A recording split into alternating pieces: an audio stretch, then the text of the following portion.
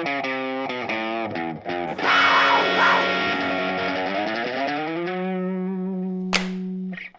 and gentlemen, welcome back to episode 16 of the Bobcat Weekly Podcast. Coming to you live from Bozeman, Montana. We're rocking the setup a little bit different tonight. We're in the dark. We were bored, so we wanted to change things up. No guest on the show this week with it being finals for MSU. Didn't want to put any more stress and pressure on the athletes to try to get someone to come on the show. So you're dealing with us again for another episode. So You're welcome. Yeah, Sorry. You're welcome. I'm hoping it turns out to be another good show. But happy to have you guys back tuning in for another episode of Bobcat Weekly. For you guys that don't know, my name is Keegan Torsdahl, and I am here with Aiden Kuntz. And Lester Torsdahl. Oh, boy. And we do have a kind of another our special guest with this us. week is Cowboy Billy. Yeah. He's from Drummond, Montana. He's a very special part of our community, and he's here to talk about the charity work he's doing for MSU. We'll get into him later. Yeah, for sure. And, I mean, honestly, it's kind of weird having three of us at this table. It works much better when there's 4 or 5, depending on there is 4 who we have. So, yeah, and technically there is 4 this Billy's week. very quiet. He only talks to me, so I'll share all of his thoughts. It's just your inner thoughts. Yeah, I see. Yeah.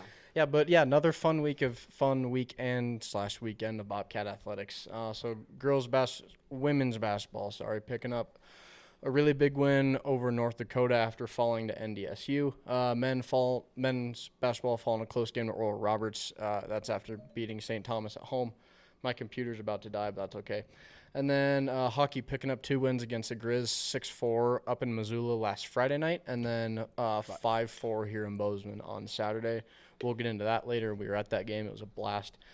And football picking up the second-round win against Yale.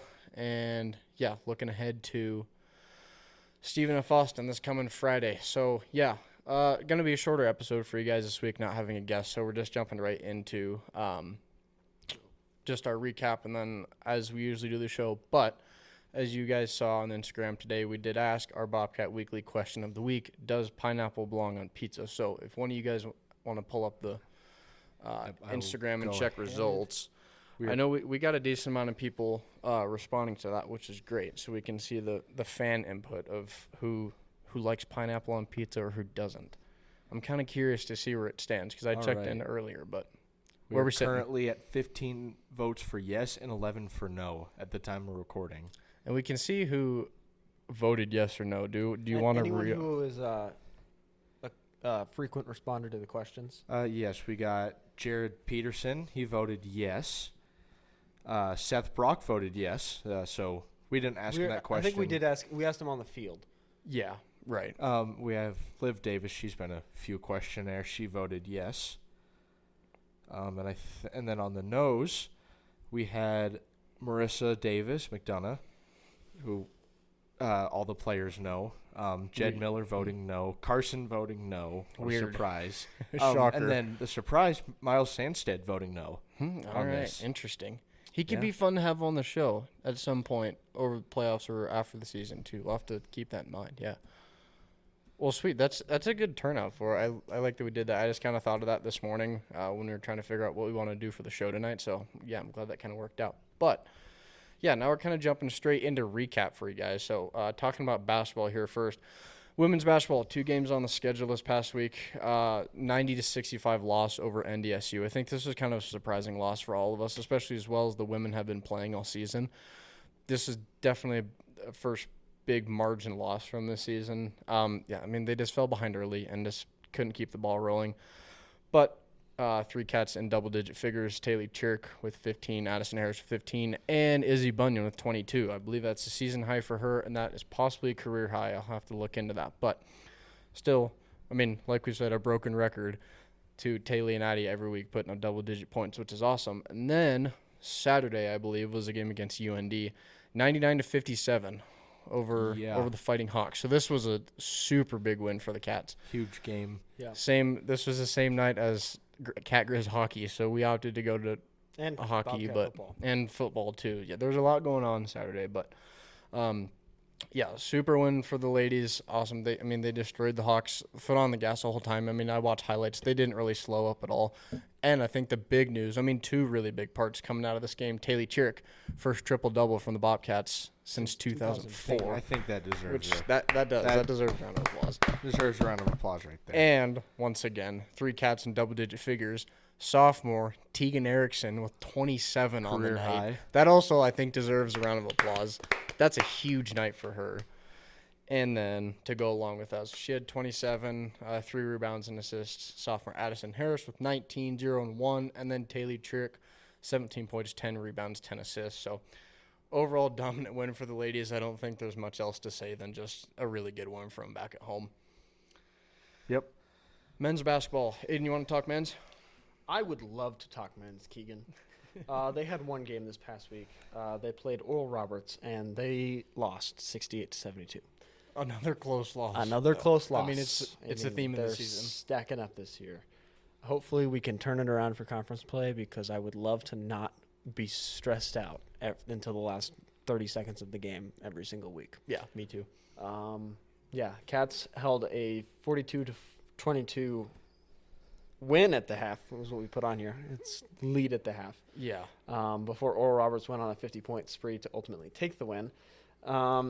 We didn't come out at halftime with the same focus and determination that we learned a tough lesson about giving a team confidence, especially on the road, said head coach Matt Logie after the game.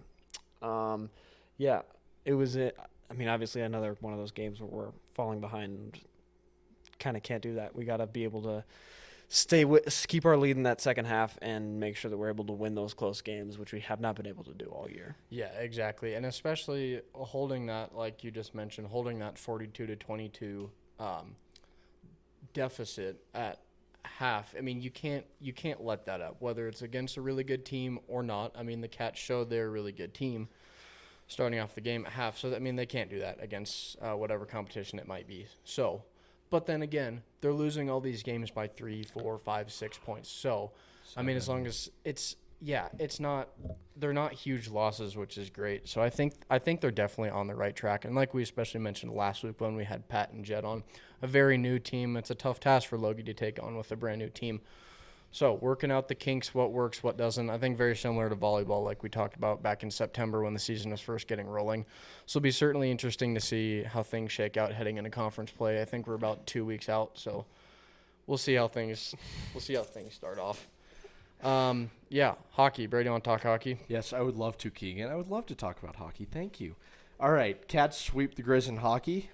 They won 6-4 Friday in Missoula with Ben Sutton hitting the empty net to seal the deal. Then on Saturday, an exciting 5-4 overtime win. Goals collected by Tyler Fisher, Braden Hindeman, Hayden Clem, Isaac Ellington on the power play, and Owen Davis with the overtime winner. The boys are now 17-9 on the season at the end of the first semester, heading to a very well-deserved Christmas break. I think this was easily the 2 best games I've seen the hockey team play. The boys gave it their all, and it paid off in the end. Obviously, they let up more goals than they probably wanted to, but you can't blame it all on Nikolai. The team expected him 2 nights in a row, which is a lot to put on a goalie. Yeah, for sure. On Friday's game in Missoula, the Cats had multiples scored on power plays, which they needed, or they were scored on multiple times by power plays, so they needed to lock that down. They definitely did on Saturday, but we did seal up a few of our own on power plays. We definitely did, we took advantage of it, converting on 2, and then letting off some good shots to get that Grizz goalie fatigued. I do have to say, in the game on Friday, the reffing was not the best I've seen. There's left and right missed calls that eventually helped the Grizz. Not in the end, but it seemed like the Grizz were getting bailed out when we get a breakaway or a good shot or a good hit, something like that. But even with some injured players on the team and not eligible because of grades and whatnot, the boys looked really good and strong. And even in the game, they racked up 60 shots on goal, which in hockey, that is extremely high. But it's with the team, they got some time ahead of them to practice, take some time off. They got time to get better, and hopefully it's going to pay off making a run for the national title again. Yeah, for sure. I'm right there with you. I think the Cats, this is definitely the best we've seen the Cats play, I think, since opening weekend against Boise State that Friday, Saturday they were here. They played really well starting the season off there, but yeah, they played extremely well 2 nights against the Grizz. Back-to-back nights of hockey is not easy, and that's not an easy task for Nikolai, like you mentioned. So he played very well in the crease both nights, and I mean the boys backed him up. They did what they need to, and especially missing some key components, especially like Spencer, like we mentioned, who's been out for a couple weeks now. They're definitely filling the shoes that they need to, which I know we made a point about talking in the previous week. So they're doing a good job of that and heading into a very well-deserved break. Give them a couple weeks off and then hit the ground running in January. So, yeah, exciting stuff for both hockey and basketball. And then sort of the big news, I guess maybe the most entertaining, however we want to say it, football coming off of second-round win against Yale. Yep. You want to kind of talk your thoughts here? Yeah. I mean, obviously it wasn't crap, I got to pull up the score. I can't remember. 21-13. 21-13? Yeah. Yeah. Obviously a very tight game, a lot tighter than we wanted it to be. I think we all wanted that game to be, in the 40s, 50s. But we did keep yelling that game, but I think the important thing to see here is we did make plays when we needed to, and our defense did a good job of making plays when they needed to. When they let them get into scoring range, they were able to, get interceptions, do all these things to stop Yale from scoring. And they did obviously score a couple times, which does happen. Obviously not the game that we wanted to play, but I think ultimately we can put it behind us and move on to this week. And I hope that the guys can kind of use last week as a fire. Like, we need to wake up, have a good week this week, especially heading into that semifinal against either South Dakota or the Grizz. So I think it's very important that we have a great week this week to really boost our confidence and make sure that we're good to go going into that semifinal game next week if we can pull it off this week. Yeah, right there with you again. This is like a game that we don't like to see. I mean, obviously, coming and playing in Ivy League, we want to smack them. It's the playoffs. You want to win big, but that's just not the case most of the times. Weird things can happen in the playoffs. Like, don't get me wrong, plenty of good things happened. But we had some weird things last week. But not the team we all know and love. We did see Jones get some good runs, Lamson get some good runs. We got to see kind of a Davis hurdle, like we always see out of him. But I truly believe that defense won the game here. Picking up 2 interceptions, huge tackles for losses, long punt returns, and overall good defense. The offense has some work to do heading into this quarterfinal game against Stephen F. Austin if we want to lock in and hoist that trophy in the end. Yeah, for sure. And I think not maybe 100% a reality check, but maybe just sort of just a check in general of, especially after a game like that, where the team is right now. Because definitely a win's a win at the end of the day, but they definitely have things to work on. I mean, this is obviously not the best offensive showing we've had in a while. Just sort of an off day all around for Lamson. I mean, he made it work. They made things work when they needed to. But just sort of kind of like hey, we need to fix stuff going in, and especially like you mentioned, that semifinal here, whether it's South Dakota or we see the Grizz again, which is going to be a very tough matchup if we see them again. They need to be on their best game. So it's just a check of here's where we're at, and here's what we need to improve on from moving forward. So yeah, and sorry, you go ahead. You go ahead. All right, I do kind of want to give a shout out to obviously Carson Williams and Takari Carr. They did what they were tasked to this game. They're just kind of, and it's been every game too. They've been outdoing themselves, like more up and beyond what they've been asking. They've been balling out all season, and I'm excited to see their future. Still very young, but I think in the end we should be grateful for the win and carry that energy down the road to Nashville. Yeah, for sure. And again, Caden with another 4 weeks in a row. Yeah. So good for him. Happy to see him get another pick. Let's move him to the wide receiver position. Basically, at this point. Yeah, I mean, I think it was a good win for the guys. I think there was definitely some stuff we could work on going into that game. I mean, it's not like some of our close games earlier in the season with like Mercyhurst, where yes, we were playing a little vanilla in that game, but still we probably should have scored more. I don't feel like it was like that because Yale is a good team. They're not, they're one of the top 16 teams in the country because they were in that game. But so I think it's not exactly a terrible game, but definitely some things to work on. I think there was some play calling things we probably could have done a little better. I mean, we'd run the ball, get 10 yards, and then we'd throw it 3 times and have to go out.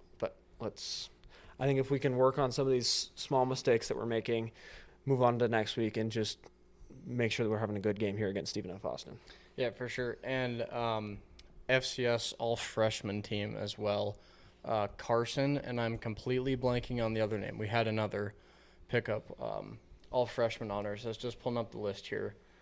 So we had Carson Pickup for DBs, and then Braden Zimmer on the O-line. So awesome to see two cats picking up that on there. I mean, Carson, really, we didn't know anything about him before we had him on the show, but I think certainly he's been playing some damn good football this year, and it's been fun to watch, and he's definitely super deserving of that. So happy to see him pick that up, as well as Braden Zimmer, another new name in the program.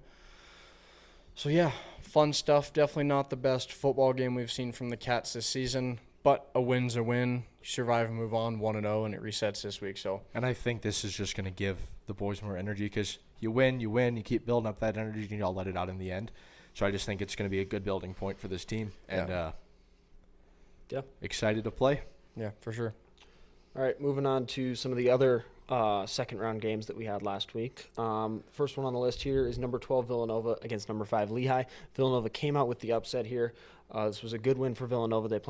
They move on to play Tarleton State, the number 4 seed this week. That should be a pretty good game. This was a really good win for them. Lehigh had a pretty good game offensively, but just couldn't score because of turnovers, and their red zone offense just wasn't 100% there. But overall, I think this was a pretty good game for Villanova. I think they did a great job of stopping Villanova's offense when they needed to make sure that they could get that win. And I'm interested to see how they go going down to East Texas this week and playing is Tarleton East Texas? Stephen F. Austin is in East Texas. I don't know where. Yeah. Tarleton State is Stephenville, Texas, which I think it's outside of Austin. Gotcha. If I remember right. Yeah. So if they can go down there and they can play how they played last week, I think they have a pretty good shot to put one up against Tarleton. Yeah, for sure. I was kind of surprised by this game. I had Lehigh in my bracket, and I think you guys did too. Definitely a 14 over number 12 over 7. Yeah, definitely interesting game. I was not expecting this way to end. It did, but it did. So yeah, survive and advance.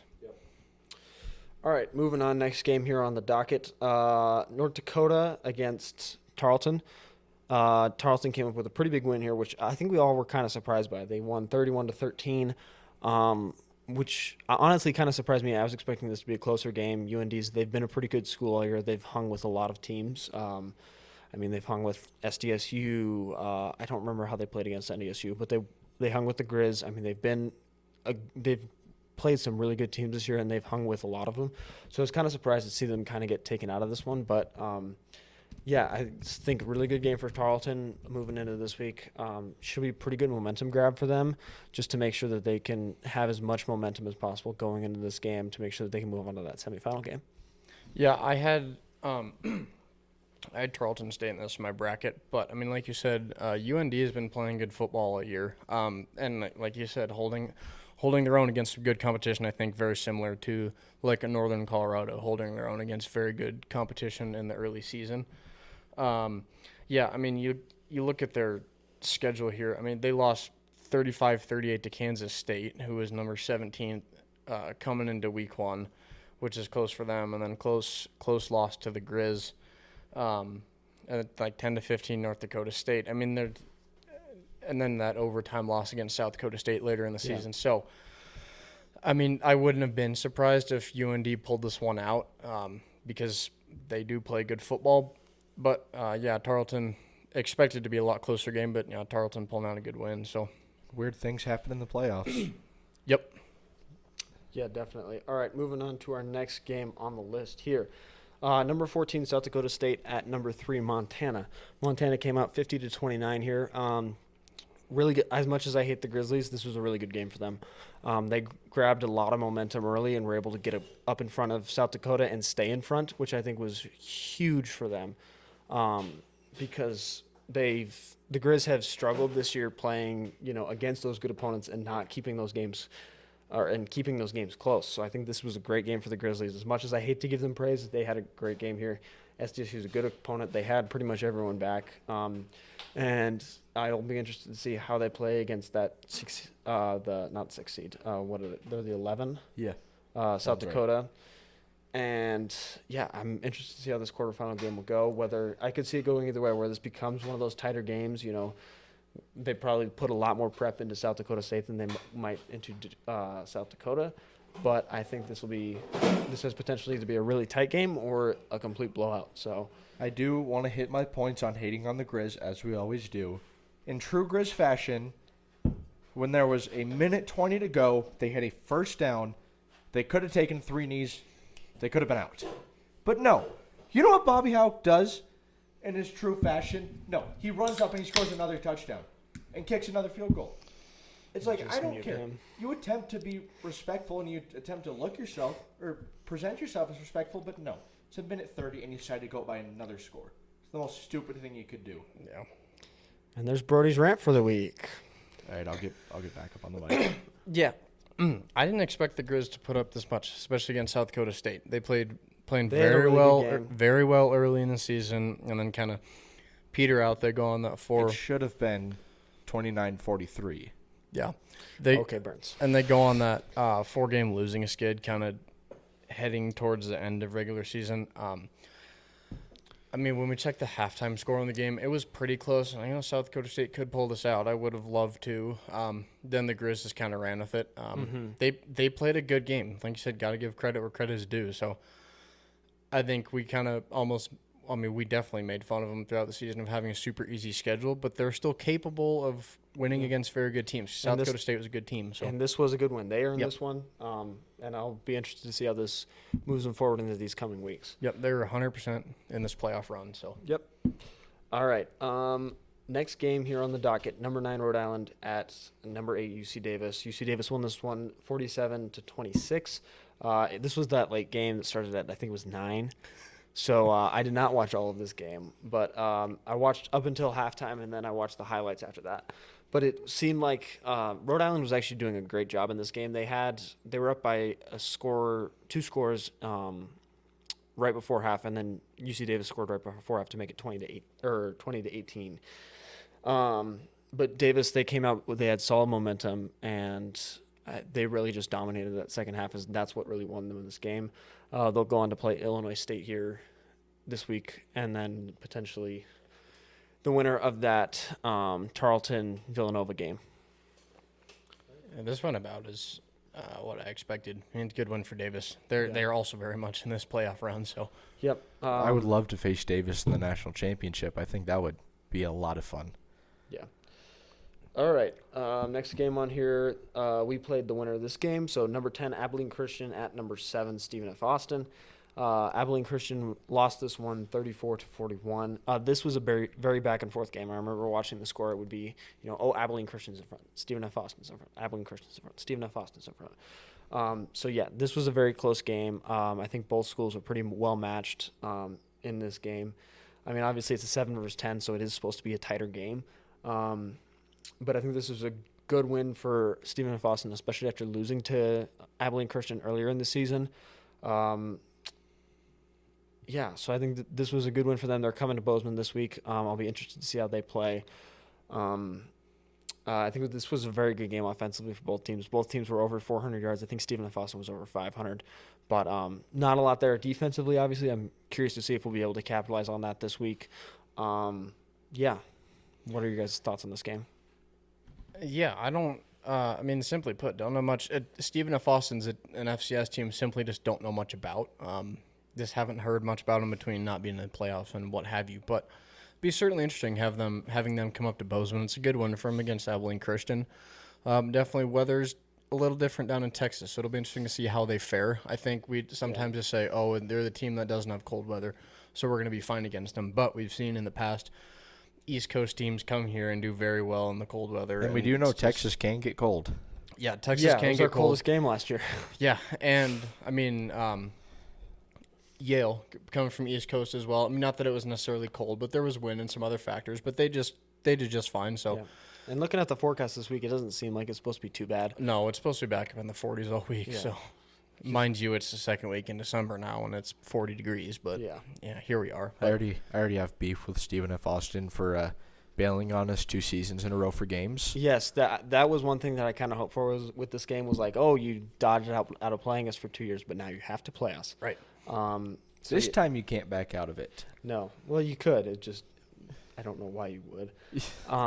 Yeah, the one thing that disappoints me about Stephen F. Austin is I have been searching, and I have been searching hard for some Stephen F. Austin trash talk, and I have found none. And I am so disappointed because that is like one of my favorite things to do in the week is when I get bored, I'll just start trash talking. I did that with Yale last week, and it was so much fun. Thank you to everyone who talked trash. I didn't mean it, but just want to give a really quick shout out to the Yale Barstool rep. Yeah, he was great. We invited him to our tailgate. Super nice guy. Had some food with us. Told us how much he loved Montana, and he also said how much he loved the atmosphere and the people because he said that everyone was nice to him. And just quick shout out. He was Thanks. great. I haven't been able to find anything for Stephen F. Austin, and it's making me mad because I don't know who to talk to about Stephen F. Austin football because there's no one there. Right. We'll have to do some digging then. And I mean, I've searched the deep ends of Twitter, and there's a Stephen F. Austin Barstool that hasn't posted since 2018. Oh, all right. That I don't think is actually sponsored by Barstool. So we'll see. Very interesting. Rant on that. All right, next game on the docket here. Number 11, South Dakota beat Mercer, which this was a big upset for the week. Not necessarily because South Dakota is a terrible school that they were beating Mercer, but because they beat them so handedly, they won 47-0. Yeah. They had all the momentum in that game. They came out, they started scoring, and they just would not stop. And their defense did a great job of locking Mercer down. And I think this should be kind of a thing where you're like, the Grizz should not take South Dakota lightly this week. They are obviously a very good school, and I think they're going to give the Grizz a little bit of a run for their money, especially what they put up against Mercer here. Yeah. You said it. Grizz have their hands full this week. But, I think we were sitting at the tailgate kind of getting breakfast rolling, and we had the game on the TV, and South Dakota was up, I think, 13-0 in maybe the first quarter, second quarter. And I was like, holy crap, South Dakota's up right now. And you're like, oh, yeah, but we have you guys have had Mercer picked in your bracket. Yeah. And I had South Dakota picked. I was like, this is great. And you're like, no, this is not because we have Mercer picked. I was like, no, I have South Dakota picked. Yeah. But I was very surprised South Dakota took this one. Hurting this week. Yeah, for sure. But South Dakota, they're a team that I think some people count out, and I definitely think, the Cats winning over them last year in the semifinals to head to Texas. But yeah, the Grizzlies have a very tough game on the schedule this week, so I'm super curious to see how that game will pan out. Yeah, in my opinion, the Grizz have probably the toughest road to the national championship this year, having to play against South Dakota State at home, against South Dakota at home, just after beating Mercer 47-0, and then having to come to Bozeman most likely if they win that game. Yeah, so, for sure. Yeah, that'll be a very interesting game. I'm interested to see how they are able to work out the rest of the schedule. And then the big game for the week, Illinois State upset NDSU 29-28. Finally. Yes. That game, that was a funny game because that was happening during the Cats game. And there was one, and we were in the middle of a driving. I think we scored on this drive, but everyone is just being so loud because the Bison just lost and everyone's seeing it and everyone's losing it. And everyone on the offense is like, everyone shut up. They probably had no clue what was going on. No, everyone had no clue what was going on. And then the one guy put the NDSU lost thing on the scoreboard. But, it started because you were watching and you got our section rolling because you had on your phone. And then there was a dude directly in front of us in the student section. He's like, he turns around, he's like, NDSU lost. And then that kind of got us going, and then he put it on the screen. And what happened is since the internet sucks in the stadium, I was just looking at like the live play-by-play, and I'm just reload. Okay, fourth and 10 Bison. They got the first down. Reload. Then he goes to 4th and 10 again, and I see turnover on downs just flash, and I just went crazy because I've been waiting for so long for this moment to happen, waiting for the right team to take down NDSU, and it's finally happened. Yeah, and I saw a stat the other day. I'm not sure the exact number of years exactly, but this is the first time in however many 16 years that either NDSU or SDSU has not been in the FCS National Championship, which is kind of crazy to think about. So certainly a big upset. The ending to this game, which we were talking about before we started here, was wild. A crazy 2-point conversion. It started with two. I guess we can kind of both walk through this, but NDSU was up 28-14, 14. and then SDSU scores on that drive. Not SDSU. Illinois State, sorry, scores on that drive. Kick it, NDSU, and then what was They it? fumbled it. On the third play of the drive. On like the 40-yard line or something. I think they had a penalty and that moved them up to the 30, and then they ran for like 2 yards, and then they fumbled it. It was on a quarterback hit too. That was a he lost huge it, like, right momentum here. play for Illinois State, Uh-huh. and then they were able to go down, go for the 2-point conversion, which I was like, I mean, I understand the coach's decision, but that is a huge decision to make. Like, we're going for broke here because you can kick the extra point and go into overtime, but NDSU has a great streak in those overtime matches. Mm-hmm. So I think the coach is looking at that streak and he's like, I don't want to fall in overtime to these guys. I want to beat them right now. Yep. So with like a minute left, they score. They make that 2-point conversion, and NDSU just goes silent. Yeah, and the they didn't Fargo look like Dome them. goes go ahead. dead. Yeah, they didn't look like themselves on that No. last drive there, and they brought in the and their their quarterback went down. Yeah. Yep. That was another big thing. So they brought in that newer guy who's had a handful of snaps this year. Yeah, he's had a couple snaps when obviously when the Bison get up by a bunch, and then because on that fall where the quarterback got hit, he fell and he messed up something with his hand, and it was his throwing hand because he's left-handed. He hit his left hand, and I think that just really took all the wind out of their sails between having, losing the ball, going down, and losing your lead. And then now your backup quarterback has to come in and try and make a play here. And he did make it a solid way down the field. He did. He had that 1 4th down conversion, which was pretty big for them. Mm-hmm. But then obviously just couldn't finish it out. I mean, they go 4th down, they convert, and then 1st, 2nd, 3rd, and then they tried to air it out on that 4th down down the sideline, and it wasn't really close. But that's a big spot for that quarterback to come in. Like, yes, he has experience, but I mean, he comes in and the entire game and the entire season is riding on his back. So I'm sure his heart was racing, but certainly a crazy ending in just the Fargo Dome. Kind of put another little thing in there. The average 2-point conversion completion in the 2024 college football season was 44%. Mm-hmm.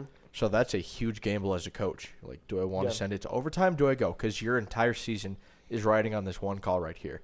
Yeah, and exactly. It paid off for them in the end. Yeah, and you look at like what Aiden was saying. The coaches has to kind of look at NDSU as a crazy good streak in those overtimes. So it's kind of that decision of, well, we either lose it here or we go to overtime, and NDSU has a really good chance to take this game. And who knows if it went to overtime and the quarterback went down? I mean, you never know how that game ends, and you will never know because ISU capitalized and I mean that was us 2 years ago, no, 3 years ago, when NDSU came here and we took it to overtime. We took it to overtime and then fell off that block PAT. So I think good call by the Illinois State coach. Huge gamble, but obviously it paid off here, and they'll go on to face UC Davis this week. Yeah, another crazy week around the FCS. I think the playoffs this year have been the best they have in the last couple years. The games have been fantastic. Yep. The playoff script was written well. Yes.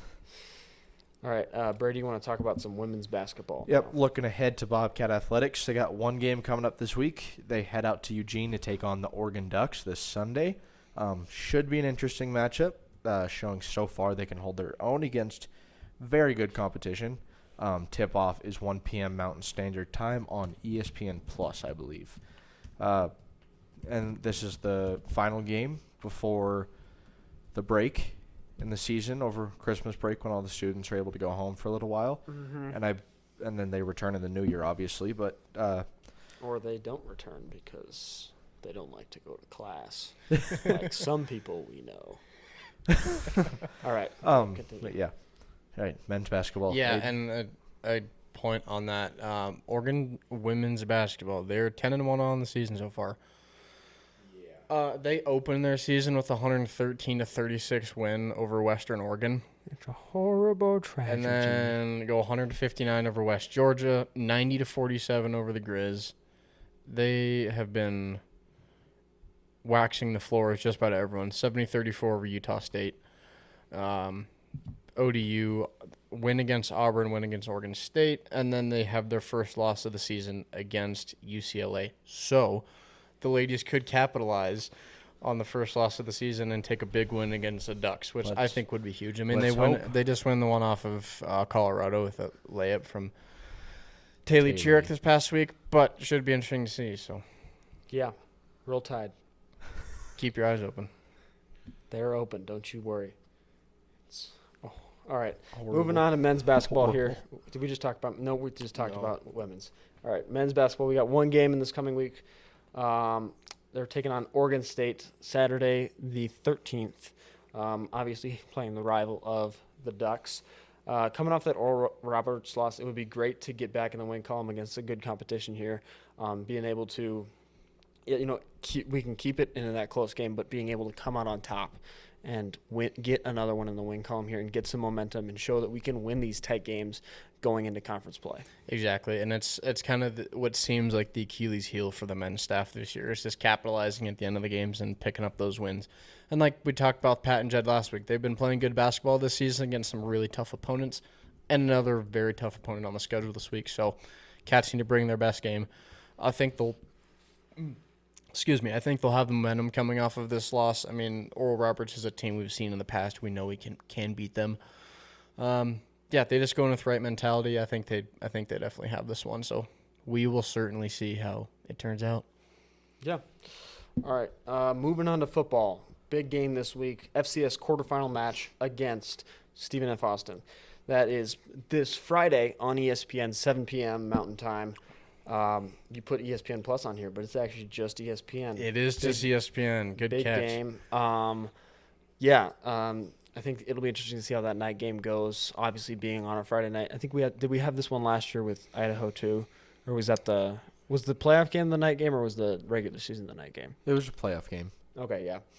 They might have both been. I mean, even the first Idaho might have been even like a 5 or 6 o'clock. I don't remember off the top of my head, but I gotta pull it up now because it's gonna mess with my head for the rest of the day. All right. But anyways, another night game. I'm thrilled for another huge night game.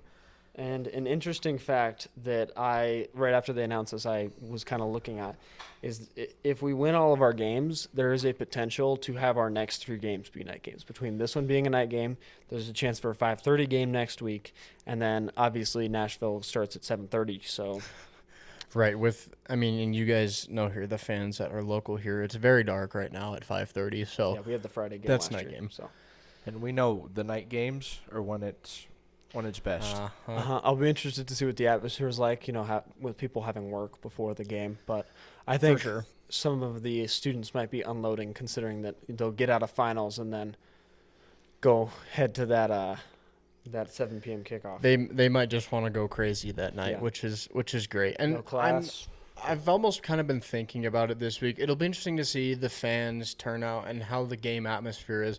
Just with the first night game being like even later against Davis, we know they're a big conference rival and picked up a good one there. But Stephen F. Austin, I mean, obviously we don't really know what to expect from them, and they picked up a good win. You know what the F in their names can stand? Yeah, against 10 Abilene Christian this past week. So yeah, it'll be interesting to see how the fans take things going into the game. But I'm super excited. Another night game. Hopefully we have some good food again. I mean, if we have stuff we can take to Takari, we'll take food to Takari again. So, and I just want to say this is like messing with my head so much. We posted that reel.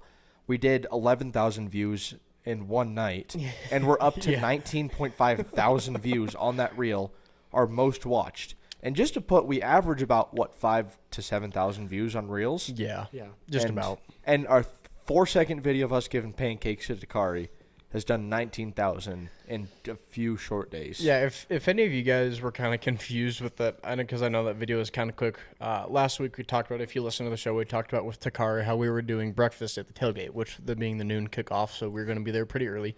So we did pancakes and cinnamon rolls and hash browns and all the good stuff, and Takari said, I want pancakes. And we said, like, yeah, we'll 100% do it. So we took I think 4 or 5 pancakes in him in the second half. You had him in your game day bibs. Yeah, I had him keeping you warm in my hoodie pocket, and it was nice and warm on my stomach.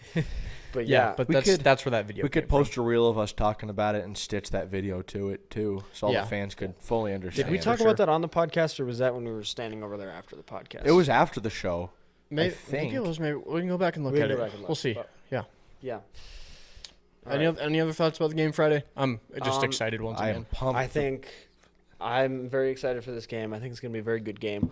I think the Cats need to have a good dominant win here, especially moving into next week, whether that's against South Dakota or against the Grizzlies. I mean, if we're playing South Dakota, obviously they're going to be coming off a big win against Mercer, big win against Montana.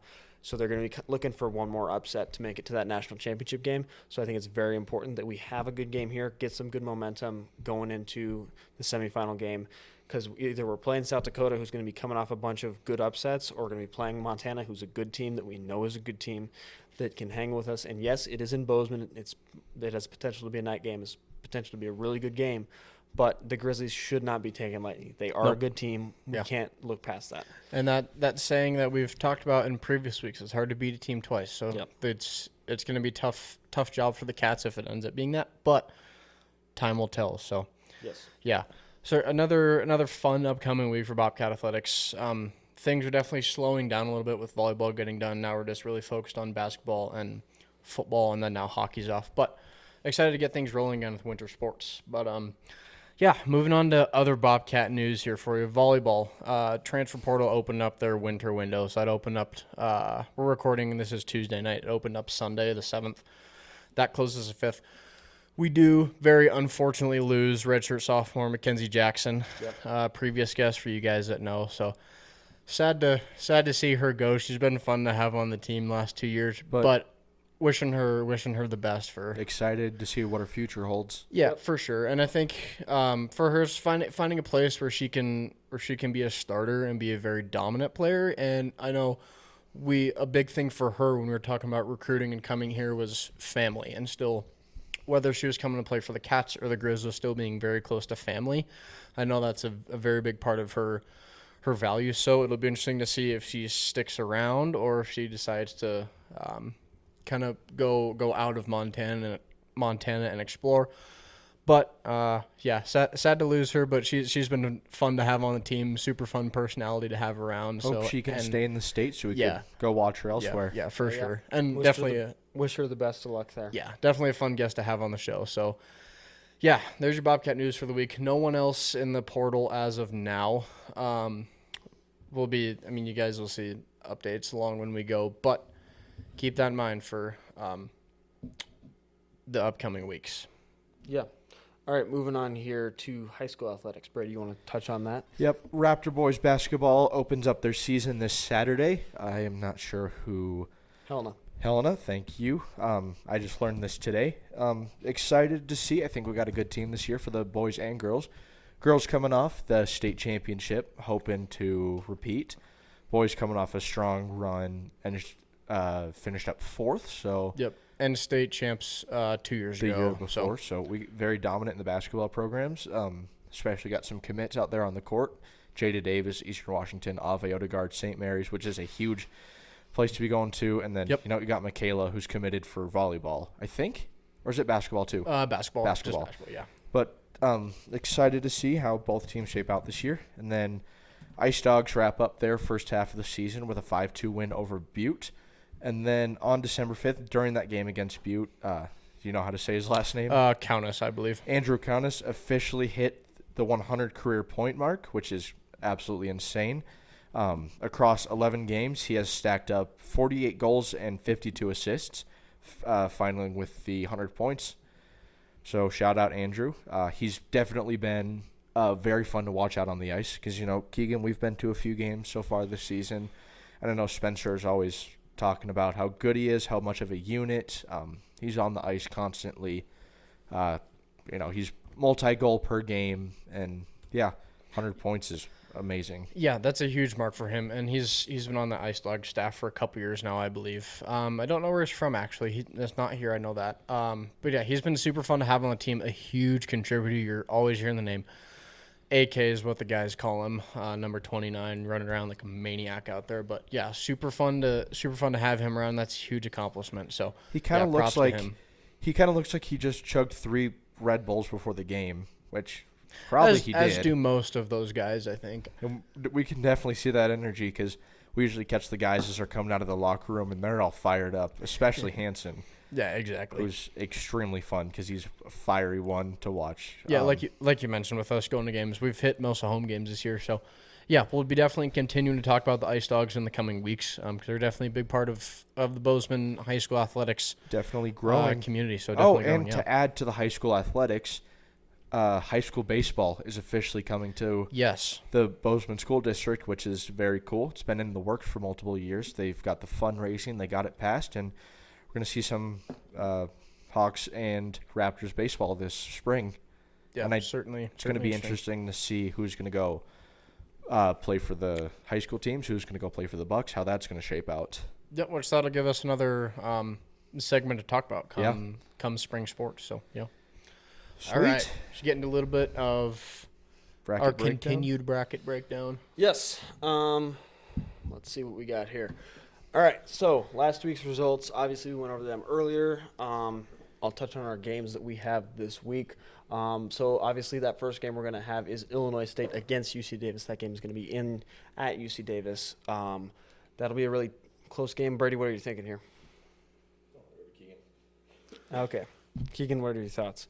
I think this I'm going to say it with every game we have here, but every game on the schedule this week has potential to be really, really close. Good grief. Chugging down this root beer too fast over here. I'm sorry. All Illinois State playing really good football coming into the playoffs, as well as UC Davis. I think this has a potential to be a super good game. I'm pulling for. Oh boy, see, this wasn't a game I had on my computer's still dying. This game I didn't have in my bracket because I didn't have Illinois State going. But I think Illinois State's going to take this one. Really? Brady, what are your thoughts? Yeah. I want to agree with you. I'm not sure because we know very weird things can happen, like unranked Illinois State beating Southeastern Louisiana, only letting SCLA scoring 3, and then obviously they're going to have a huge fire underneath them, picking up the huge upset on NDSU. I've actually got connected with one of the players from Illinois State over Instagram because he kept posting videos from it, and I'm like, this is awesome. Like, on behalf of Montana, everyone in Montana, we just want to say thank you. And he actually started messaging back, and but just because of that, because of how nice these guys are, and I definitely think they're going to come out swinging, so I'm taking Illinois State here as well. All right. Aiden, what are you thinking? I'm going the opposite here. I'm going to take Davis. Right. This game is at home in Davis. I think this is going to be a great game for them. Their quarterback is going to have a really great game. He is very elusive in the pocket. He likes to find those gaps and likes to take off. As we saw when they were here. I think Illinois State, they're a good team. I think they got very lucky last week, especially with that starting quarterback for NDSU going down. I think as long as UC Davis can avoid any injuries like that, I think that they should be able to win this game. All right, moving on to our next game here. Lehigh against Villanova. That's the 5 seed versus the 12 seed. Keegan, what are your thoughts? Another game that I did not have in my bracket. I missed the games that are kind of right in the middle. I got Tarleton State here. Not a whole lot, but I'm taking Tarleton State here. In the game of Lehigh versus Villanova, you're taking Tarleton State? Whoa, wait. You're wrong, Aiden. Huh? It's Villanova. Yes, that's what I said. Villanova against Lehigh. Nope. It's Tarleton State. Villanova. Yep, I'm a week behind. Sorry, I'm a week behind. Villanova against Tarleton State. Like, I'm staring at the bracket right here too. Yeah, no, updated. You're right. I was looking. Villanova I was versus looking at the second round, not the semi. Villanova versus Tarleton. Yes. Tarleton State. There you go. Yes. All right. All Okay. right. Tarleton State. Brady, what are your thoughts? Obviously, Tarleton State is going to be the favorite. Kind of snuck up in that 4 seed. They were a little quiet in the season, but weird things can happen. But I think Tarleton's going to come out on top in this matchup. Yeah. I don't know. This is a tight game here. Tarleton, they're trying really hard to fill out that stadium. They released a post today. They're going to have $1 beer and hot dogs. Yes, I did see that. I did see that. Like, if we had that, that would not end well there would be. No, it wouldn't. There was a post on Twitter that was like, "Oh, if we did that, we could fit 23,000 in the fans." I'm like, "We could fit 25 if we replaced all the people that got kicked out." Exactly. If we counted the total number of people that got into the game.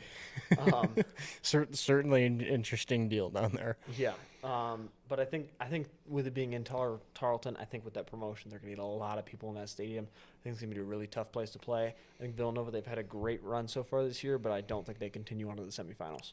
Yeah, I think going to be a really fun game. So see how things shake out. Great. Next matchup here, coming up here, the Grizzlies against USD. What are your thoughts? This might be the best / most, I think, entertaining game we'll have this week. I can really go either way this week. South Dakota, like I mentioned earlier, is kind of that sneaky team that people seem to forget about. But like we said, the Grizzlies have their hands full. I would love to see South Dakota take this year. However, I do have Montana taking the semi-bracket just because I want to see Cat Grizz here in Bozeman again.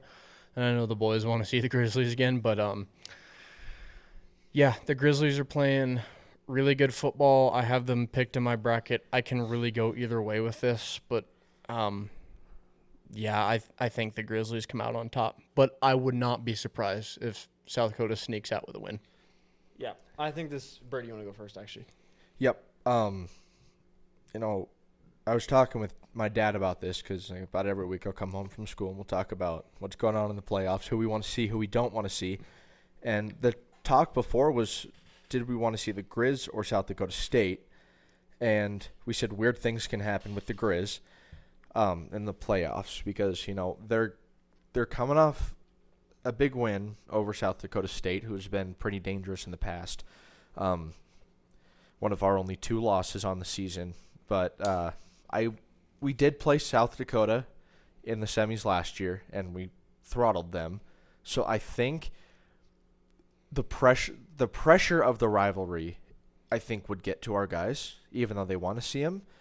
So I want to see South Dakota, but realistically, it's going to be the Grizz. Yeah, that's a good take. Aiden, what are you thinking here? I got to take the Grizzlies here. Originally, my thought was I want to see them. I don't want to see South Dakota beat them. I want to see us beat them. But my thoughts going into this game, after seeing how they played against South Dakota State, I think that they have a great shot in this game. Yeah, South Dakota had that great game against Mercer. How good is Mercer this year? We don't really know. That's a great point. They're in kind of one of those iffy conferences. And they had that one game against Davis, but it was a no contest because of the Lightning. Yes. So I think that USD, they are a good school. I think they have a great if they were playing any of these other teams, I would take them in a heartbeat. But with them playing the Grizzlies, coming off that huge win against South Dakota State, where they won so convincingly that they finally found their rhythm, I think that South Dakota is going to lose this game, and it's going to go to the Grizzlies here. I like it. I know, like the guys, every single one of them that we talked to, they say they treat like the rivalry games like any other game. Yeah. But with that being said, semifinal against your rival, your only rival. That's the other thing is I want to storm the field and play and hear Moni Moni playing over the speakers as we're headed to Nashville. We're gonna hear Moni Moni regardless. That's a good point. That's a good point. But the rivalry, I think, could be an element. Mm-hmm. It might not be. I might be completely wrong. But we could obviously talk to the guys and see what their thoughts are on it. But weird things can happen in the playoffs. But I don't think it's not that we should lighten up. But I think we have the exact amount of power and the steam that we need to take this down to Music City. Yeah, for sure. All right. Moving on to the final game for this week, our final quarterfinal game. Montana State against Stephen F. Austin here in Bozeman, Friday night, 7 p.m. on ESPN.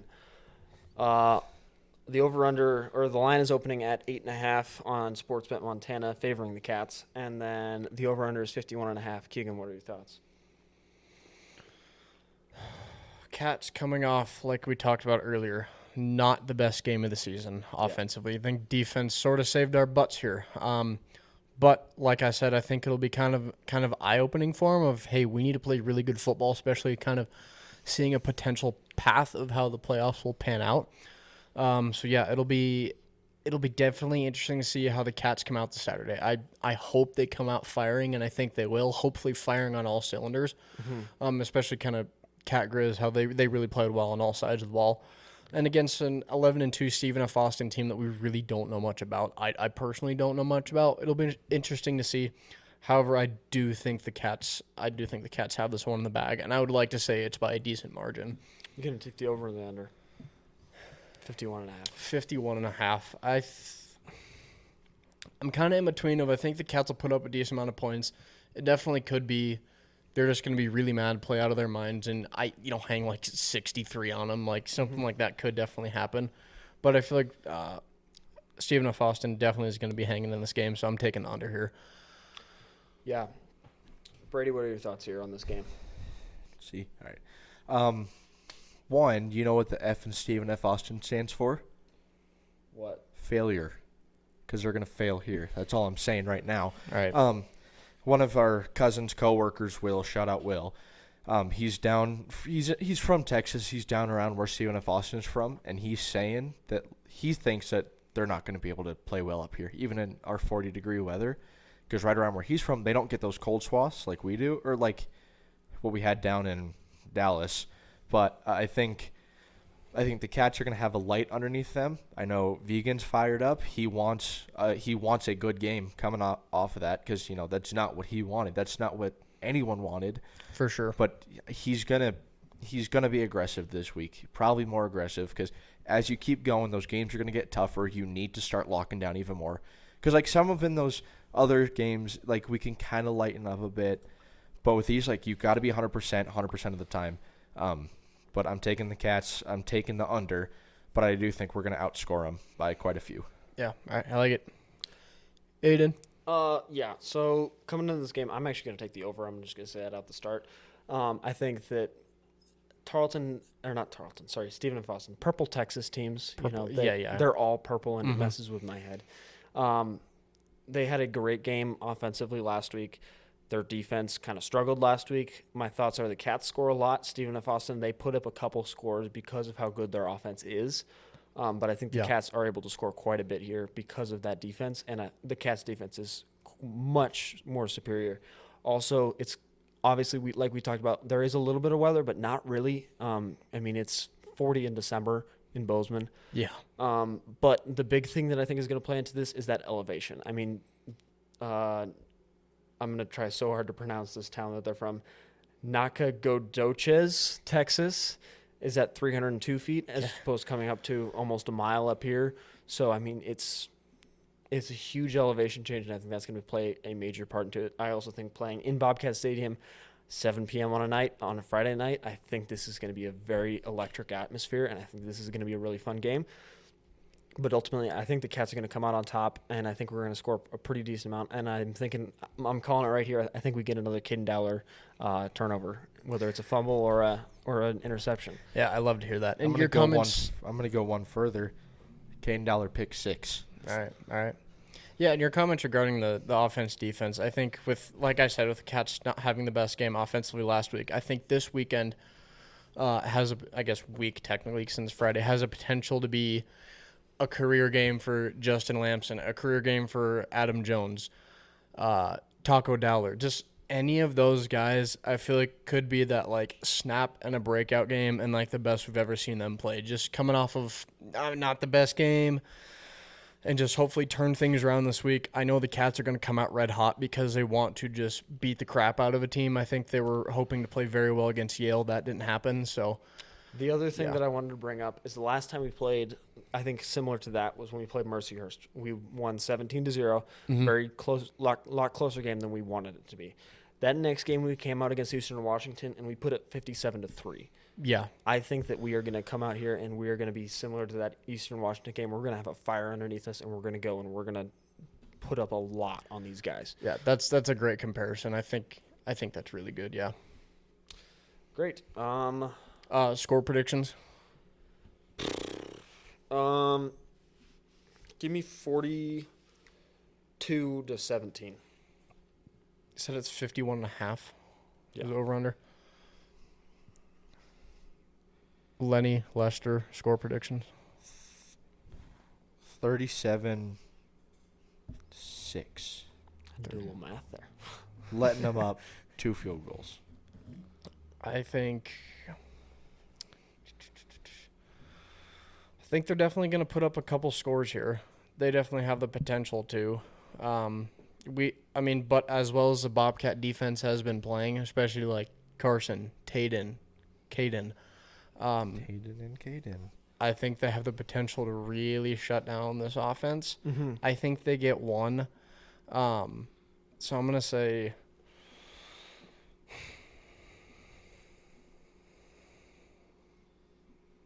The numbering. yeah. Billy, what are your score predictions here? Crickets. Cats by 90. Wow. He sounds He's like you. very confident. Sounds like you. Yeah, Billy, I think that you're onto something right there. I think Cats by 90 is a great prediction here. I think you're saying they get a field goal, so it's going to be 93-3. I think that's a great prediction from our guest here, Billy. He's been a little quiet today, but I think that he has a great point with that one. Okay, I'm gonna say 42-7. 42-7. Yeah. All right. I think our defense limits them to one score. They're still kind of playing out of their minds. That's kind of where I sit. Yeah, our defense they're there. I think one of the best defenses. Their defense, in the Yeah, FCS. and the only real thing, last week I think our defense played amazing. We made good plays when we needed to make good plays.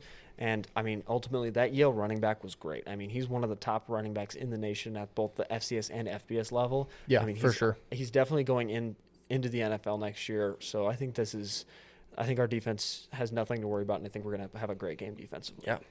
The All cold right. front is definitely doing their job. Yeah. Yes, they are. All right, that game is this Friday, 7 p.m. kickoff on ESPN. I think that'd probably be closer to 7:15, 7:30, depending on pregame stuff and other games, Broadcasting. what have you, broadcast. I think we'll definitely I think we see. should be. Oh God, what am I doing? All right. There we go. I was looking at the schedule actually today because I was like, is this something where we have a game before us and we could get pushed back? It's like an awards show, I think, before us. So I think we should be fine as far as getting pushed back. But yeah. Yeah, all right. So Bobcat football home this Friday. Hockey's off for Christmas right now. And then we've got men's on Saturday out at Oregon State. That's 3 p.m. tip-off. And then the women out at University of Oregon in Eugene on Sunday. That's a 1 p.m. tip-off. So tune in. ESPN Plus for basketball should be for both games. And ESPN Script Sports for local channels for football. Football. Yeah, well, thank you guys for tuning in to episode 16 of Bobcat Weekly. It's kind of crazy. We're 16 episodes in now. Definitely trying something new here. Pray for God. kind of something different here, being more in the dark. I didn't mind it though. I don't know how the athletes will think of it, but it was fun. Yep. But How does Billy think of it? Billy, what are your thoughts? You hated it. Well, you can go. I'll tell you, we've got a very special football guest that we've got lined up for next week's show. So stay tuned. Hopefully things will work out. Hopefully an announcement later this week. Yes. Anything else from you guys wrapping up here? Roll Tide. FTG, all the way. All right. Thank you guys for tuning in. We will see you next week for episode 17 with hopefully a very special football guest. But until then, go Cats. Go Cats.